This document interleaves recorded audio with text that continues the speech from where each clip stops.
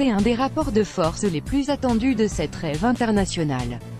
L'Allemagne et l'Espagne, si proches, si éloignées, se retrouvent ce vendredi pour un duel de gala entre les deux dernières nations qui sont montées sur le toit du monde. Gaulle a relevé le pari de concocter un 11 combiné entre ces deux grands pays de football à l'identité bien marquée. Il a fallu prendre de nombreux critères en compte. La forme du moment, évidemment. Les forfaits, mais aussi l'impact en sélection et la fiabilité du rôle attribué à chacun pour que cette équipe ait du sens.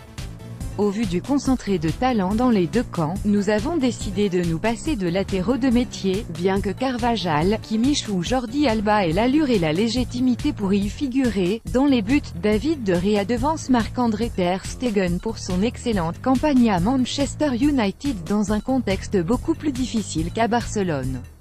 Devant lui, Jérôme Boateng est la tour de contrôle d'une défense centrale alliant le goût du combat et une bonne qualité de relance, avec les vieux compères Sergio Ramos et Gérard Piqué. Pas toujours constant ces dernières années, ce dernier profite de la solidité défensive du Barça version Valverde. Toni Kroos est la plaque tournante du milieu. Le joueur du Real est entouré de David Silva, que Pep Guardiola a pris l'habitude de repositionner dans le cœur du jeu à Manchester City, et d'Andrés Iniesta, incontournable avec la Rora, même s'il n'a plus ses jambes de 20 ans. Confessons néanmoins que la présence du Barcelonais peut être perçue comme une petite gourmandise. Sur les ailes figurent de joueurs créatifs, explosifs et avec un bagage tactique important, Leroy Sané à gauche, dont la qualité de dribble et la vitesse sont redoutables, et Lucas Vázquez à droite, qui répond toujours aux attentes de Zinedine Zidane dans son registre singulier.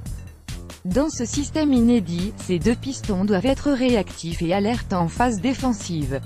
Ils en sont capables. Enfin, notre tandem d'attaque marie la puissance et la hargne de Diego Costa, le revenant, à la mobilité et la précision du jeune Timo Werner.